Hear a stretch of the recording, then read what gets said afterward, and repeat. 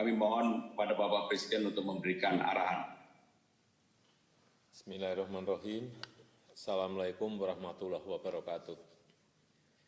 Yang saya hormati Bapak Wakil Presiden, Bapak Ibu sekalian, para menteri, para gubernur yang hadir. Pagi hari ini evaluasi pelaksanaan PSBB akan kita lakukan. Kita tahu bahwa sudah ada 4 provinsi dan 72 kabupaten dan kota yang melaksanakan PSBB. Dan juga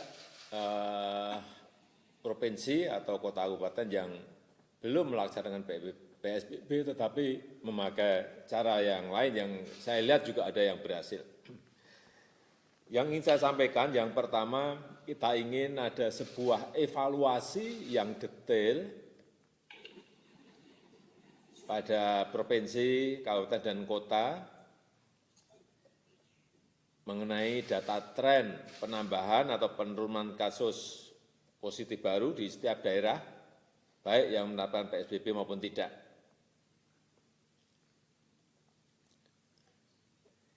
Berdasarkan data kasus baru,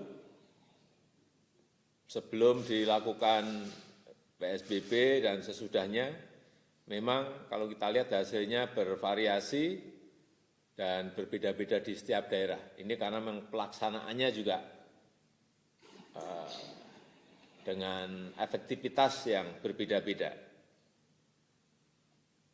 Ada daerah yang penambahan kasus barunya mengalami penurunan secara gradual, konsisten, namun tidak drastis. Tapi juga ada daerah yang penambahan kasusnya turun, tetapi juga belum konsisten dan masih fluktuatif.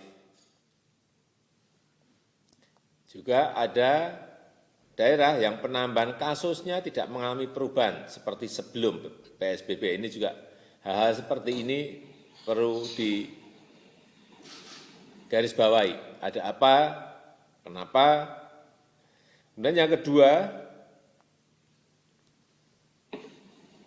bahwa dari 10 provinsi dengan kasus positif terbanyak, hanya 3 provinsi yang berstatus PSBB, yaitu DKI Jakarta, Jabar, dan Sumatera Barat. 7 provinsi lainnya masih non-PSBB. Karena itu kita juga evaluasi baik provinsi, kabupaten, kota yang tidak memperlakukan PSBB, tapi juga menjalankan kebijakan physical distancing, menerapkan protokol kesehatan secara ketat dalam kehidupan masyarakat sehari-hari. Oleh sebab itu ini harus diperbandingkan yang PSBB maupun yang non-PSBB, karena memang ada inovasi-inovasi di lapangan dengan menerapkan model kebijakan pembatasan kegiatan di masyarakat disesuaikan dengan konteks di daerah masing-masing. Kemudian yang ketiga, mengenai manajemen pengendalian PSBB, juga saya harapkan tidak terjebak pada batas-batas administrasi kepemerintahan. Artinya juga bersifat aglomerasi, penanganan sebuah kawasan besar yang saling terhubung, sehingga manajemen antar daerahnya menjadi terpadu, misalnya seperti yang sudah dilakukan Jabodetabek.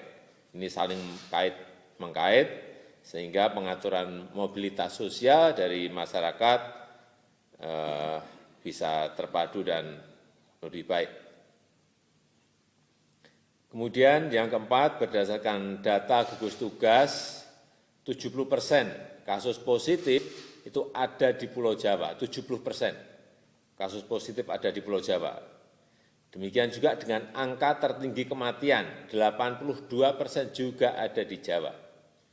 Untuk itu saya minta gugus tugas untuk memastikan pengendalian COVID di 5 provinsi Pulau Jawa ini betul-betul dilakukan secara efektif, terutama dalam waktu 2 minggu ke depan ini. Kesempatan kita mungkin sampai Lebaran itu harus betul-betul kita gunakan. Dan yang terakhir mengenai pelonggaran untuk PSBB agar dilakukan secara hati-hati dan tidak tergesa-gesa. Semuanya didasarkan pada data-data lapangan, pelaksanaan lapangan, sehingga keputusan itu betul-betul sebuah keputusan yang benar. Hati-hati mengenai pelonggaran PSBB. Saya rasa itu yang bisa saya sampaikan sebagai pengantar. Terima kasih. Jangan lupa subscribe ya.